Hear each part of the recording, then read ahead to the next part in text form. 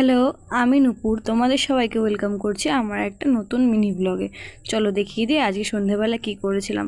প্রথমেই কিন্তু গাড়িটা নিয়ে বেরিয়ে পড়েছিলাম। আজকে যাচ্ছিলাম কিন্তু কাছেরপাড়ায়। দেখো, কথা বলতে বলতে কিন্তু আমি কাছেরপাড়া স্টেশনেও পৌঁছে গেছিলাম। তো আজকে আমি ওয়েট করছিলাম আমার একটা ফ্রেন্ডের জন্য। তার থেকে কিছু জিনিস নেওয়ার ছিল, তাই দেখো জিনিসটা নিয়েও নিয়েছি। আজকে যেহেতু 11 তারিখ, তোমরা হয়তো এতক্ষণে বুঝেই গেছো যে আমি কি নিতে গেছিলাম বা কার জন্য নিতে গেছিলাম। তো রাস্তার ধারে একটা প্রোগ্রাম হচ্ছিলো, সেটাই দেখে নিয়েছি। তো এটা কিন্তু ছিল একটা কেক মায়ের জন্য। তো মার থেকে লুকিয়ে লুকিয়ে আগে গিয়ে কিন্তু আমি এটাকে ফ্রিজে ঢুকিয়ে দিয়েছিলাম। মা ছিল না তো সেই সময়। দেখো, এখানে হোয়াইট সস পাস্তা খেয়ে নিয়েছিলাম। এটা কিন্তু আমার একটা বন্ধু আমায় করে পাঠিয়েছিল। এ দেখো, ঝটপট তোমাদের চলো কেকটা দেখিয়ে দিই। এই যে ছিল কেকটা। গাইস, এখন মা ওই ঘরে বসে আছে। মা জানে না যে আমরা কেকটা নিয়ে যাবো। তো আমরা দুজন চলে এসেছি, দেখো ফ্রিজের সামনে এবং কেকটা বার করছে। খুবই সুন্দর লাগছে দেখতে কেকটা। চলো মাকে সারপ্রাইজ দিই। দেখাবো তোমাদের।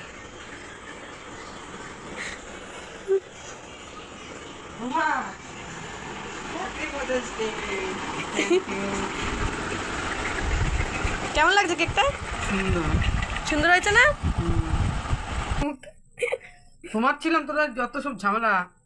বেচারি আবার বলছে ঠিক আছে, কি যেন এটা বলছিল ভালো। কি বলবো, এইসব ছাতা মাতা যত সব ঘুমাতে দেয় না কেউ। চলো হ্যাপি মাদার্স ডে, কেকটা কাটো। তোরা ধর। আরে তোমার জন্মদিন নাকি, তুমি কাটো না। তোমার কাটো। কাটো, কিচ্ছু হবে না, তোমার জন্যই তো। Happy mother's day to you. Happy mother's day to you. Happy mother's day, happy mother's day. দেখো না, এই যে আমাকে দেখা। না, তোরা খা। খাও, তুমি আগে খাও। বাবা এবার দিদিকে দিচ্ছে না।